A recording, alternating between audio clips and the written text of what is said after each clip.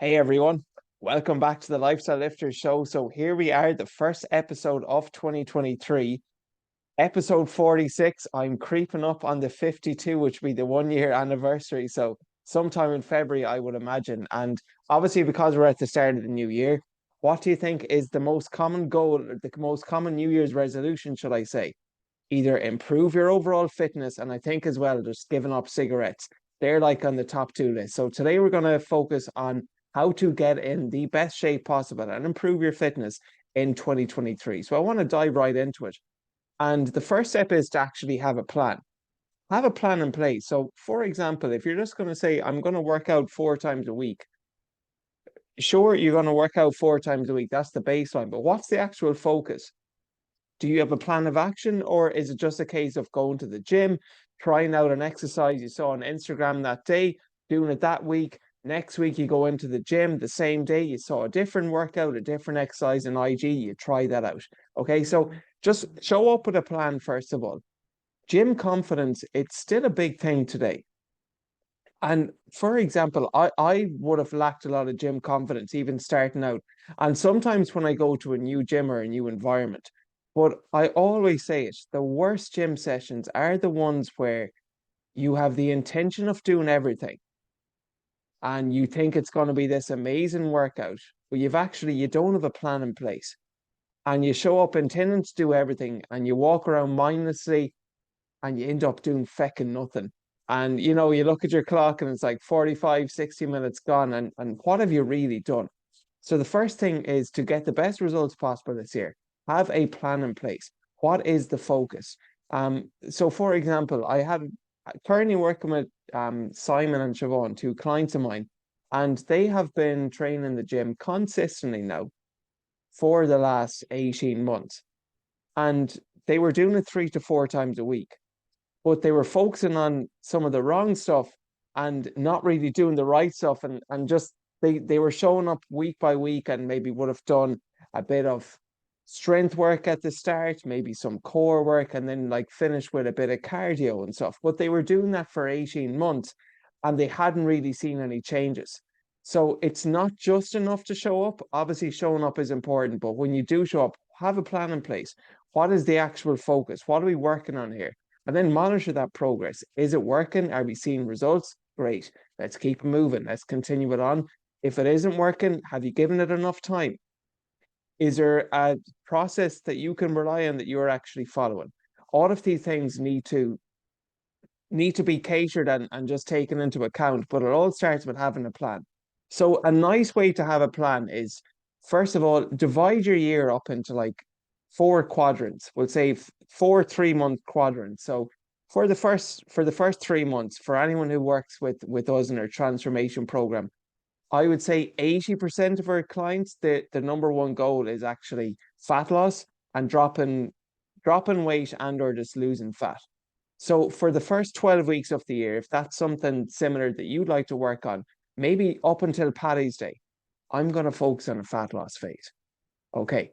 Now, then coming into the summer from March until June, I've lost this weight. Now I want to focus on a maintenance phase where I actually build back up my metabolism again, reverse diet, eat more calories so I can actually not always be in a deficit and not always be hungry, which would then put you in a good position come June to maybe summer or September time when the weather is a bit warmer. Personally, I always like to add a bit more cardio into my routine during the summer. It's nice getting out for outdoor runs or yeah, just being outdoors more. So maybe you might scale back the strength sessions, focus on a bit more cardio with the combination of weights there. And then from September to Christmas, when the darker evenings come around again, that could be a good time that, okay, I've really built up the cardio, the endurance there. Now I want to build back up my strength and do a lean bulking phase before I do a fat loss phase again come January. Like that's just a rough blueprint there. But it all, as I said, starts out with having a plan, divide your year into quadrants and have a focus, have a goal in mind. I ran a marathon a couple of years ago, and you can speak the world of what you want to do, but a goal is a dream with a deadline. That's the key part, with a deadline. have something to work towards. The marathon, October bank holiday weekend, you have a deadline to work towards. Okay. Anytime I do a photo shoot, you book it before you're ready. You book it in advance before you're ready, and now your mind will find a way, the body will find a way to actually make it work. You have an endurance event, okay? You have a championship coming up and you know it's going to be around June time. Well, you got to be at your peak performance then. So what do you need to do up until that point for the next 6 months to reach your peak performance? Okay. A goal is a dream with a deadline. The deadline is key there. So set deadlines, have goals, and have a plan in place. Okay. This brings me on to my second point, which is when you are setting goals, keep it realistic. Motivation is going to be high in January. Okay. But remember, there are 11 more months after January. So you want to set realistic goals that something you can maintain for the year and not just the month of January. Okay. And a nice analogy is like, have you ever, we'll say, just been sleeping and you're obviously in a dark room and maybe as a prank or maybe as a joke, someone just came in and they turned the lights on. And it's like your eyes are like for the first 2 or 3 seconds, you're like, what the hell is happening here? You know, you're dazzled, you can barely see. Okay. That is the same way people approach January, where you haven't been eating that well over the Christmas for the last 2 weeks. Maybe you haven't been working out that consistently for the last 2, 3 weeks or even more. And then you try go from like 0 to 100 straight away. Okay. Slowly ramp things up. Okay. If you cannot do it for a decade, don't try do it for a day. I love that saying by Alex Hormozy, and it really said like just fall through with January there. So when you are setting your goals, you want to make sure that they are realistic. Motivation is going to be high now at this time of year for this month. But how high is the motivation going to be in the third week in January and it's a Monday morning and it's lashing rain outside and you got to hit a leg day? Okay, so just make your goals realistic. Don't, and again, there's a fine line here, but like don't overshoot where you're adding too much to your plate. And even if you have like 4 workouts done by the week, but your intention is you want to get 5 and 15,000 steps done every day, and you get 4 workouts in and 12,000 steps every day, you can feel like a bit of a failure come end of week, even though you've actually technically had a great week. This is something a lot of our members initially might struggle with. So that's why I'd always recommend, let's just say for some new clients that I've been working with, if they currently have only been training 3 times a week, what I would recommend for them is, look, we'll do 3 as a baseline and then an optional fourth. But I always say come end of week, if you don't get that fourth workout in, you're not a failure. See that more so as a bonus, and we can work towards it. Ideally, we'll try get it in. But if we can't, you didn't screw up, you're not a failure. So just don't set yourself up for failure by setting unrealistic goals, which you won't be able to adhere to for more than a couple of weeks.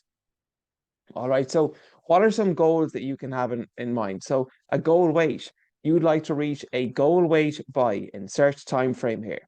My preferred one would be a goal body fat percentage. Now, it can be quite hard to measure, but even like just, you know yourself just how you look in the mirror. Okay. Not everything needs to be tracked down to a metric to a T, because even if you have like a calipers you use yourself at home, fair enough, use them. And if you track them the same way, they can be beneficial. But a lot of the time, there's a lot of room for error there. Okay. But have a goal weight in mind, maybe a goal body fat percentage. Performance. Love this one. These goals. Have some performance-based goals in mind. I would like to hit a 200 kilo deadlift by Paddy's Day. I'd like to run a 10 kilometer, 10K run inside 50 minutes, or a 5K run inside 22 minutes, 30 seconds, whatever it might be, performance-based goals. I would like to start for my club team this year at midfield. And therefore, I know I need to be at my best in terms of my fitness. So what do I need to do? I need to build up some aerobic endurance there. I need to work on my sprint and I need to work on my mechanics. I need to work on my leg strength. Have some performance-based goals in mind. I absolutely love performance-based goals because if you just attach all of your if you attach all of your goals and self-worth just to a number, like a weight, the goal weight, or even body fat percentage to a lesser degree, you can be making fantastic progress in your performance. But if you only have one of those metrics of success, it can just, again, going back to our initial point, leave you feeling like a bit of a failure. Okay, so have some goals in mind, make them realistic and also achievable. And this can be a goal weight, body fat percentage, performance. Another one I love is like clothing size. This is particularly big for girls, I feel like, for anyone who might have been a size 14 to get down to a 12 or even a 10, or a goal, like a piece of clothing you'd like to fit into again. Currently, I'm working with a client, Aoife, and we started working together in August in 2022. And a big goal of hers, and fair play to her, she didn't leave it till the last minute. She had a wedding on December 29th, and she wanted to look her absolute best for this and fit into a dress. So that was her goal 4 or 5 months back from the end date there, that she wanted to fit into that dress for the wedding. Okay, so it's just a big thing for guys and for girls. So maybe for a guy there, listen, you haven't worn that shirt in over a year, and it's a nice Calvin Klein shirt, and you spend top dollar on it and you don't want to throw it out. Well, set yourself a goal that by a certain date this year, you're going to wear that. Maybe it's your birthday, maybe a wedding, an event, something like that. But set yourself a goal. This could be clothing, as I said, on top of your performance, a goal weight, and body fat percentage. Okay, moving on to our next point. Quick sup of green tea. Mouth is running a little dry here. So number three then is focus on the big rocks.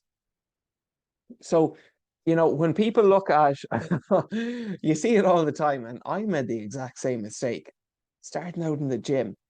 And the first question you ask a trainer is, right, what supplements do I need to take? It's like, whoa, hold on a second now, hang on here. Before we talk about supplements, before we talk about meal timing, before we talk about whatever your micros, okay, let's focus on the big rocks first of all. Okay, so where are you at the moment with your calories and with your protein? What I would recommend is just establish a baseline, track your calories, and just see where you're currently at. Are you in a calorie deficit? Are you in a bit of a surplus? If your goal is fat loss, you obviously need to be in a calorie deficit. So if you were currently at, we'll just say 2,500 calories, you've been averaging that the last few days, and your weight hasn't changed at all. What I would say is just establish a baseline and track for a week and see if anything changes. Now, if you do 2,500 for a week and you're not seeing significant or any reduction at all, maybe in your weight and your body fat percentage, lower those calories. Now you know that, okay, 25 might be my maintenance, my weight isn't shifting here. So if I reduce my calories by 20% and go to 2,000, I feel I should be in a calorie deficit and I should encounter fat loss and or weight loss. Okay, where's your protein levels at the moment? Are you getting protein at every meal? I was at a move at the Manor last year. It's like an outdoor event up in Kildare, and Daniel Davy, performance nutritionist, was speaking, and it was great to meet him. And he was also on this podcast too, if you want to check out an earlier episode. And what he spoke about, he really emphasized for 20-30 minutes the importance of having protein at every single meal, not only to help you stay fuller for longer, for muscle growth, but also for your recovery too. But Daniel spoke a lot about the common clients that he would work with, and I see it myself too, where you get them to send on a food diary before they start working with you. And breakfast, we're eating a healthy breakfast. Brilliant. Okay. So what's a healthy breakfast for you? And it might be porridge. And don't get me wrong, porridge is fantastic. Porridge and skim milk with a cup of tea. For lunch then, might have some kind of a sandwich, something on the go there, maybe 2 slices of ham thrown in, a small bit of protein there. And then dinner time, you cook it in the evening yourself. That's where you have your mince, your chicken fillets, your turkey, and so on. Of those 3 meals you've eaten, now you might be thinking, I'm eating pretty healthy. Breakfast, the porridge there. As good and all as porridge is, it's a carb. There's no protein there at the breakfast. You have two sandwiches at lunch and two slices of ham with that. You're getting very minimal amounts of protein there. In two slices of ham, maybe 8 grams, 8 to 10 grams. Okay. And then at dinner time, you're having your chicken fillet or two, and there you're getting 40, 50 grams in. Come end of day now, and then you probably have a couple of snacks in between, maybe some coffees, a bit of chocolate here and there, maybe some sweets.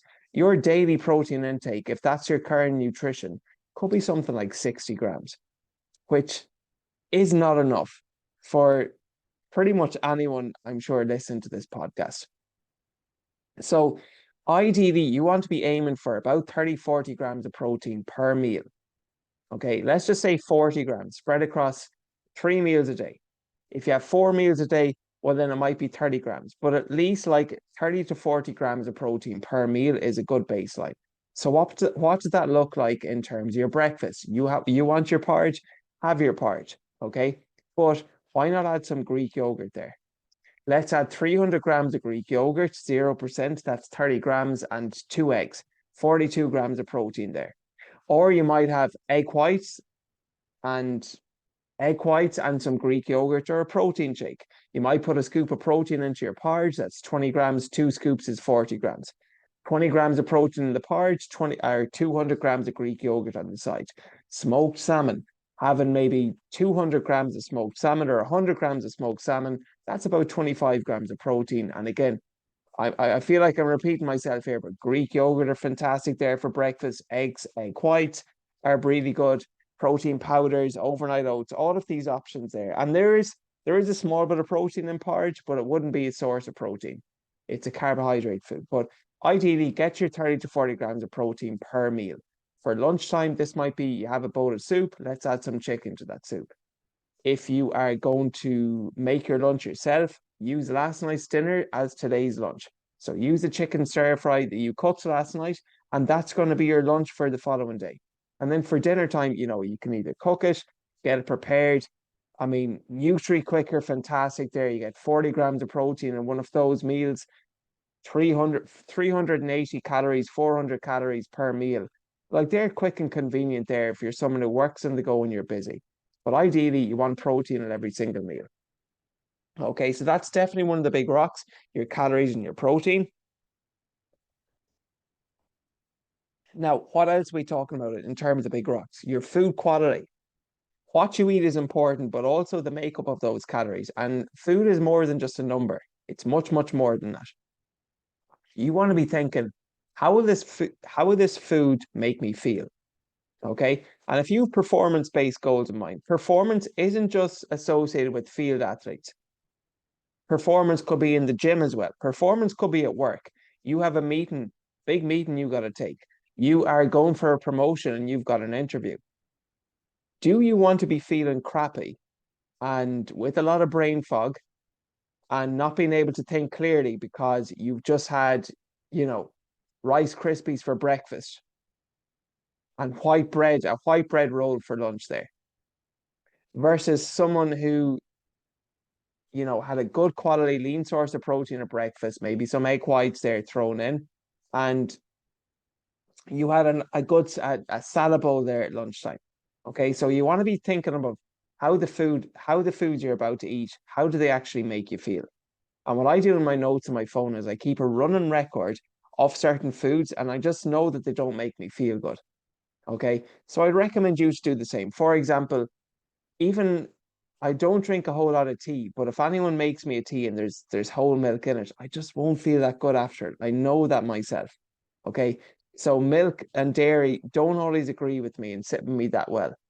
I know if I ever do get takeaways or have like highly refined foods, I will know it in my skin the next day. I'll get spots around my nose, around my mouth, and that's always an indication for me that my diet hasn't been on point.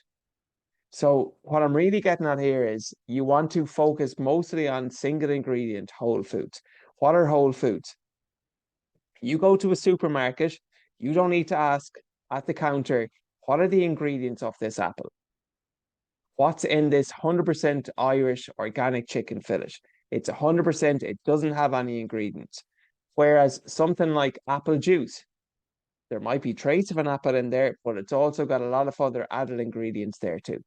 So ideally, it goes back to the 80-20 principle, and 80% of your calories coming from single ingredient whole foods. And then as a result of this, as a result of just having more single ingredient foods and eating more protein, guess what's going to happen? You're going to reduce your hyper palatable processed food intake. So you're not going to be wanting or craving as much or feeling the need for the bar of chocolate, for the Rice Krispies, for the Cocoa Pops, for the breads and the pastries there at lunchtime.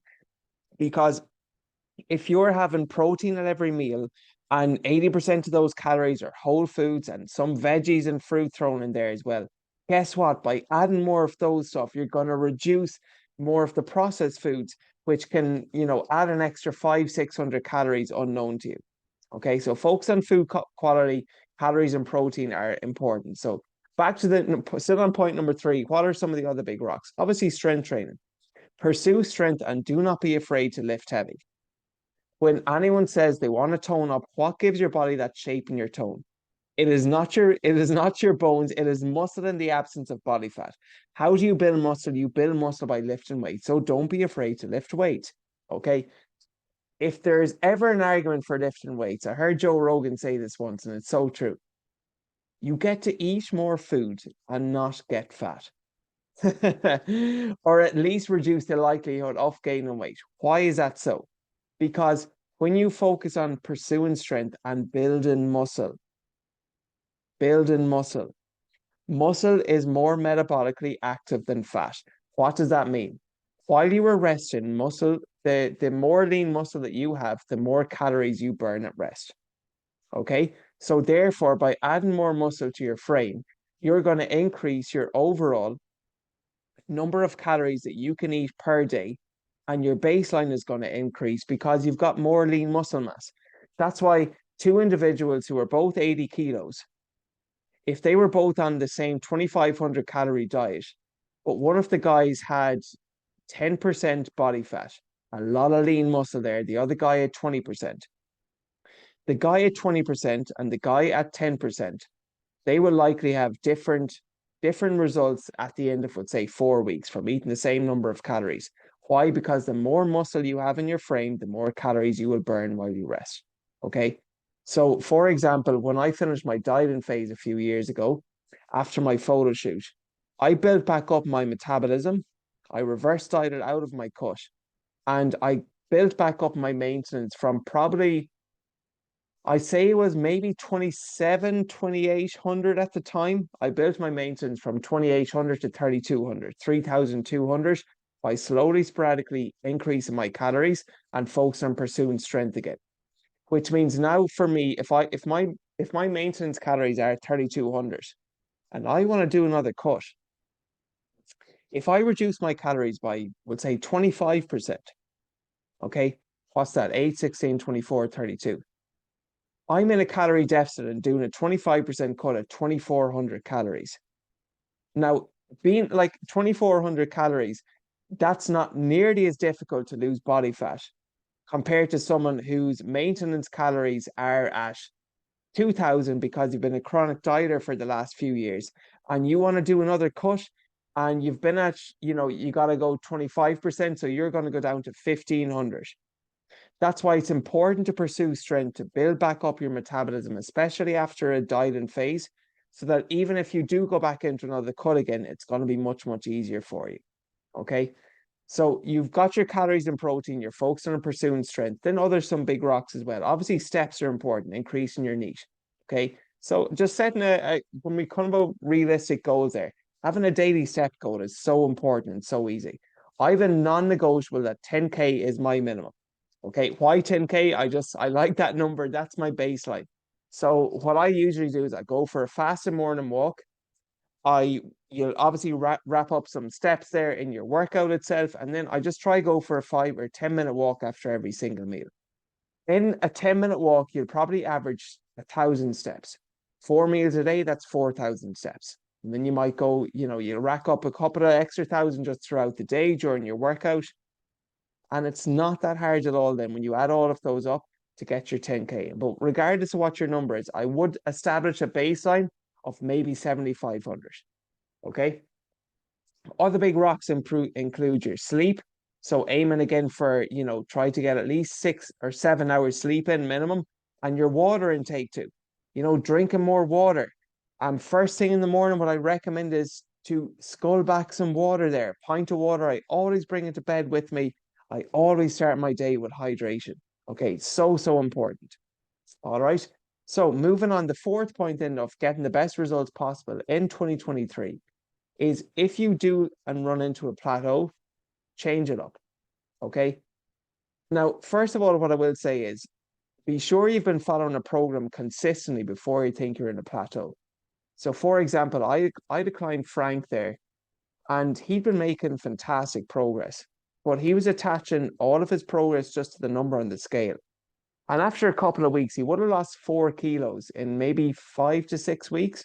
And he hadn't a whole lot of weight to lose. So he'd been making great progress. But 1 week went by there and the scale didn't move. He was a bit frustrated because he was being consistent that week. And then one more week passed by and the scale didn't move. And he kind of then got a bit annoyed, wondering, what should I do next? So he may have been in a bit of a plateau. So what we did was we just dropped his calories slightly by about 100 to 150. And then the following week, he weighed in at his lightest ever and lost another maybe 0.6, 0.7 kilos. So that is an example of Frank was in a plateau in terms of his weight loss because he had been consistent and he is very, very consistent following his program. But after a week went by, nothing changed. After 2 weeks went by, again, nothing changed. So then it was time to switch it up. Okay, so if you are in a plateau, don't be afraid to switch it up. So that could be slowly reducing your calories, maybe a bit more if fat loss is your goal. It could be increasing your expenditure. So you're currently doing 4 workouts a week. Let's bump that up to 5 if that's sustainable for you. Or you're doing 3, let's bring that 3 to 4. Or you're currently averaging 7,500 steps a day. Let's try push for 10K. Okay. Whatever it might be, if you are in a plateau, it is important to change it up because, as we all know, the definition of insanity is doing the same thing over and over again and expecting a different result. So don't be afraid to change things up when you are in a plateau, but make sure you are in a plateau before you make that decision. Too often people think they're in a plateau, but they just have been inconsistent. They've been program hopping. My numbers aren't going up in the gym, but no 2 workouts look the same. How can you expect to get better at it if you're not doing the same workouts consistently? I've used this analogy before. Imagine you want to become fluent in Spanish and you learn Spanish 3 times a week, Monday, Wednesday, and Friday for 4 weeks. Somebody else wants to become fluent in Spanish, but they do Spanish on Monday, German on Wednesday, and French on Friday. Come the end of the 4 weeks, who is going to be in a better position to speak more Spanish? The same with your workouts as well. Okay, so program hopping, do not program hop. Give your program time so at least you know if it is or isn't working for you and then make adjustments. All right. But then what are some adjustments we can make? So as I said, increase the number of workouts you do, increase the intensity, change your program up if you are encountering a plateau for a while. A change in your calories there. Maybe you just need a bit of a deload week. Maybe you need to focus a bit more on your recovery. Okay. Maybe you need to work a bit more on your mobility or work in your sleep. But whatever it is, do not be afraid. Do not be afraid to change things up when you are running into a plateau. Okay. And then finally, the final point is actually tracking them as well. If you're not assessing, you're just guessing. And you do, I feel, earn a right where you don't need to track your calories, we'll say, anymore. That's where a lot of the members who've been working with me for over 12 weeks are at this stage. That maybe we just do it once a week so our eyeballs aren't lying. And that's what we call nutritional mastery, where you're able to make progress in whatever goals you're pursuing without meticulously tracking. But the benefit of tracking is it does give you a lot of feedback. It's like education 101 there for you. And once you actually do it consistently, even for 4 weeks, you'll have a good idea of what the correct portion size should look like, what your calories, what your macros should look like, etc., etc. But I would recommend you track your calories so you know how much you're actually eating every single day. And here's a big thing with tracking your calories. Study was done before with two groups. One group tracked their calories at the end of day. So you tracked everything at the end of day, obviously after you've eaten all your food. The other group, they tracked immediately after they'd eaten that meal. Which group do you think got better results come the end of the study? So obviously the answer is those who tracked immediately after the meal was eaten, because the group who tracked everything at the end of day, I don't have the exact numbers, but the miscalculations range as high as 50%, because you forget about the bar of chocolate, the square chocolate you had. Somebody didn't finish their dinner and you said, I'll have that potato, and you dished the fork in and you gulp it down. Or you forgot about the 4 coffees and the milk that you had in between there, or the cappuccino that you had, or the sweet you were offered at work and you just said you'd take one, or the slice of cake that you had that was left in the staff room table if you're a teacher, whatever it might be. These things you can always forget about. So if you are tracking your calories, try to do it immediately after the meal, or even better, what I sometimes do is I do it at the start of the day of what I just plan to have that day. But try not to leave it to end of day, because then just the room for error does increase. Other things you can track, so your weight obviously is important. Pictures are fantastic. Like, I'd recommend everyone to take a front, side, and back, so you're not just weighing all your progress on the weight and the number on the scale alone. Okay. Now, if you don't want to track your calories, then what are some ways that you can still make progress without tracking your calories? So again, going back to one of our earlier points, protein at every single meal, really important. If you're having 3 or 4 meals a day, at least 2 of those meals contain veggies. Okay. And then finally, probably the 80-20 principle. 80% of your calories from single ingredient whole foods, 20% with more what we call, like, quote unquote, the processed foods. Okay, so if you're adhering to those 3 things, proteins at every meal, you've got veggies at least 2 of those meals, and just from looking at your plate, it's mostly just single ingredient whole foods. That's a pretty decent way to make progress without meticulously tracking. But I would recommend everyone to go through a 4-week phase, at least, maybe for the month of January now, that you set out a goal that you're going to track your calories. So at least then it's going to give you more education and feedback on where you're currently at and how you can improve.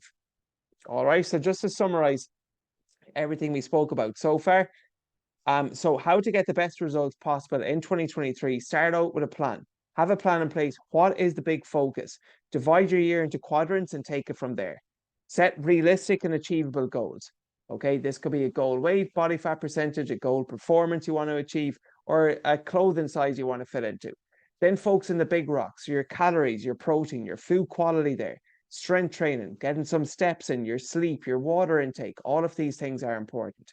If you run into a plateau, then do not be afraid to change things up. But make sure you're in a plateau before you change it up and you're not just program hopping. And finally, tracking.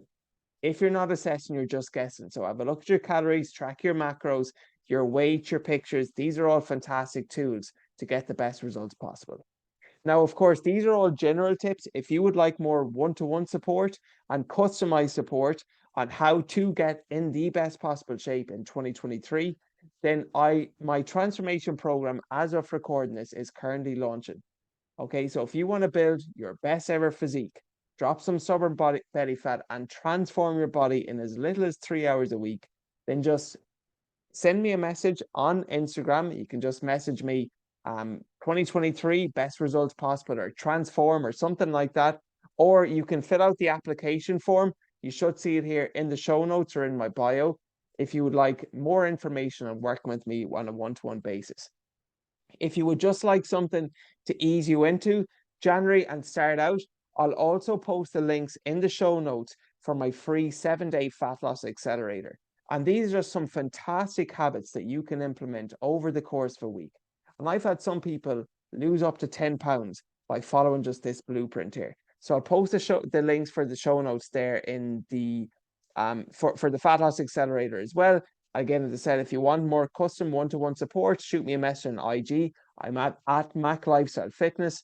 And that is all for today's episode. So I hope everyone got some value from it. And if you did get value from it, one thing I'd ask is just hit the subscribe button, or if you're on Apple Podcasts, hit that follow button as well. A bonus would be if you wouldn't mind leaving a review. That'd be amazing. That'd be awesome, because podcasts of all the platforms, as I've said this before, they're most difficult to build through word of mouth, or they're most difficult to build. Okay.